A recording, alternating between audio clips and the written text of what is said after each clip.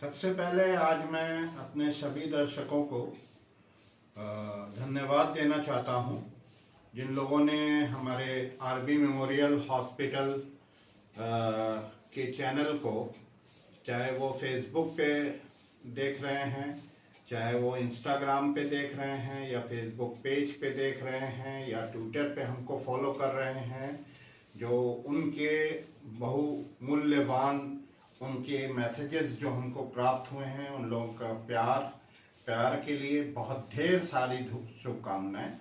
और एक चीज़ का आप लोगों सभी लोगों से अनुरोध भी करूंगा कि हमने ये पाया कि हमारे चैनल्स को लोग व्यू तो कर रहे हैं, लाइक भी कर रहे हैं, मगर सब्सक्राइब नहीं कर रहे हैं। तो मैं आप सभी लोगों से ये दरख्वास्त करूंगा कि आप लोग जो है उसको सब्सक्राइब भी करें और मैसेज में कमेंट भी करें, और किस तरह के वीडियो आप लोगों को पसंद हैं और किस तरह के वीडियो आप लोग देखना चाहते हैं वो आप हमें ज़रूर बताएं। अब मैं आज के अपने टॉपिक पे आना चाहता हूं।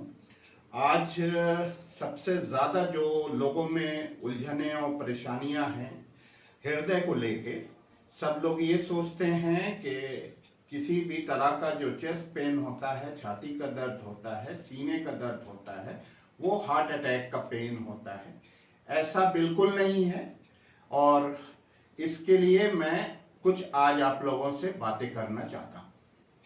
सबसे पहली चीज़, जो हमारी चेस्ट कैविटी है, इसमें हार्ट रहता है, तो हमको हार्ट की एनाटॉमी को बेहतर तरीके से पहले जानना होगा।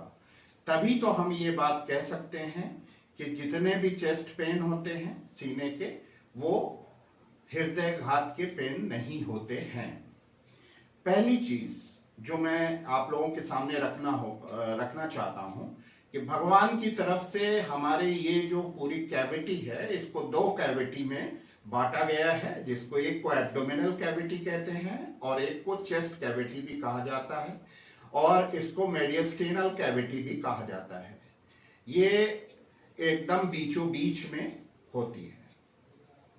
तो मैं ये आप लोगों से कहना चाहता हूं, हार्ट जो है इसी मेडिस्टेनल कैविटी में स्थित होता है, मगर उसके अलावा बहुत सारे बॉडी के ऑर्गन हैं जो मेडिस्टेनल कैविटी में रहते हैं। इसमें दो बड़े बड़े फेफड़े रहते हैं जिसमें ऑक्सीजन भरा होता है, एक ईसोफेगस जिसको खाने की नली बोला जाता है वो रहता है। दूसरी चीजें ये रहती हैं कि इसमें ट्रैकिया जो सांस की नली होती है वो भी एकदम सेंट्रली प्लेस्ड रहती है। और जो इसमें जो ऑर्गन जो सबसे महत्वपूर्ण होते हैं, इसमें कई प्रकार की नर्व होते हैं जिससे डिफर्ड पेन भी होता है। स्पाइन भी रहती है, हमारा जो वर्टिब्रल कॉलम है वो भी रहता है। दूसरे ये जो दोनों कैविटी को बांटता है, इसमें डायफ्राम होता है जिसमें एक छिद्र होता है, उससे फ्रेनिक नर्व जो है जो वो इंटर करती है मेडिस्टेनल कैविटी में। तो सबसे पहला जो महत्वपूर्ण चीज है, और दूसरे उसके नीचे जो है स्टोमक भी होता है, ठीक है, और इधर लीवर भी होता है। तो इसमें इसको अब ये समझ में आ गया कि कितने ऑर्गन्स इस चेस्ट कैविटी के अंदर रहते हैं, और अगर इसमें पेन होता है तो आपको वो दर्द छाती में ही होता है। तो सबसे पहले मैं अन्य कारणों के बारे में बात कर सकता हूं जिसके पेन आपको छाती में होते हैं, और जिससे आप लोग ये सोचते हैं, आप लोगों के अंदर एक पैनिक सी हो जाती है जिसको हम लोग कार्डियक न्यूरोसिस बोलते हैं, वो कि लोग ये हार्ट हो गया, हार्ट का पेन है। ऐसा बिल्कुल नहीं है। हाँ, सचेत रहना बहुत ज़रूरी है, अपने डॉक्टर से मिलना, उसके बारे में बात करना ये बहुत ज़रूरी है। मगर मैं फिर दोबारा कहना चाहूँगा कि every chest pain is not of cardiac origin.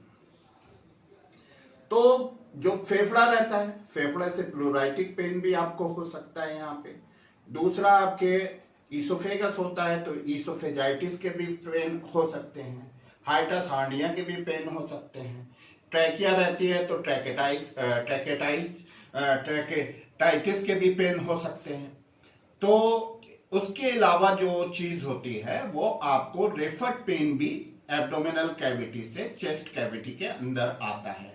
जैसे सबसे पहले जो आपके पित्ते की पथरी का जो पेन होता है, जिसको हम लोग कोलीलिथियासिस बोलते हैं, उसका भी पेन जो है टिप ऑफ स्कैपुला पे रेफर करता है।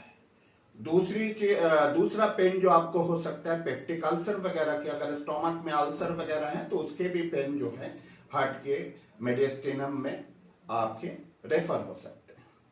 आपको मैंने बताया कि रीढ़ की हड्डियां भी रहती हैं, सर्वाइकल वर्टिब्रा भी रहते हैं, तो सर्वाइकल स्पॉन्डिलाइसिस के भी पेन आपको चेस्ट कैविटी में हो सकते हैं। जो सबसे महत्वपूर्ण और सबसे ये कि कार्डियक जो आपके हैं, तो आपका जो हार्ट मेडिस्टेनम कैविटी में रहता है, तो उससे भी कई प्रकार के पेन आपको हो सकते हैं। आपको कार्डियक मसल्स के पेन हो सकते हैं। आपको जो ये तीनों मेजर कोरोनरीज दिख रही हैं, left coronary artery, right coronary artery और सर्कमफ्लेक्स, इसके पेन हो सकते हैं, जिसको हम लोग कोरोनरी आर्टरी डिजीज बोलते हैं। उसके भी पेन आपको हो सकते हैं, जिसको अंजाइना भी कहा जाता है। उसका भी पेन आपको यहाँ महसूस हो सकता है। आज मैं डिटेल में पूरी बात नहीं करूंगा, मैं सिर्फ इस बारे में बात करूंगा कि किस किस तरह के पेन आपको यहाँ पे हो सकते हैं। दूसरी जो चीज इसमें आपको हो सकती है, आपको कार्डियक मसल्स के पेन हो सकते हैं, जिसको हम लोग कार्डाइटिस कहते हैं, मायोकार्डाइटिस कहते हैं, और कार्डियोमायोपैथी के भी पेन हो सकते हैं। कार्डियोमायोपैथी में जो सबसे कॉमन मायोपैथी का पेन होता है और जो सबसे फैटल होता है, वो होता है आपको पोस्टपार्टम कार्डियोमायोपैथी। इसमें इजेक्शन फ्रैक्शन भी काफ़ी कम हो जाता है, और ये ज़्यादातर उन औरतों में ये पाया जाता है जो 2 प्रेगनेंसीज के बाद, फर्स्ट सेकेंड प्रेगनेंसी के बाद जो प्रेगनेंसीज होती हैं, उसकी डिलीवरी के बाद जो है ये पोस्टपार्टम कार्डियोमायोपैथी देखी जाती है, जिसके कारणों का अभी तक पता नहीं चल पाया है, बट इडियोपैथिक ही इसको हम लोग मानते हैं। और इसमें पोस्टपार्टम कुछ इन्फेक्शंस होते हैं, उसके कारण से ये हो सकता है, जो काफ़ी कॉमनली इफेक्ट करता है। और इसमें जो है इजेक्शन फ्रैक्शन काफ़ी हद तक कम हो जाता है, 20% 30%। इजेक्शन फ्रैक्शन का मतलब ये होता है कि हृदय की काम करने की क्षमता।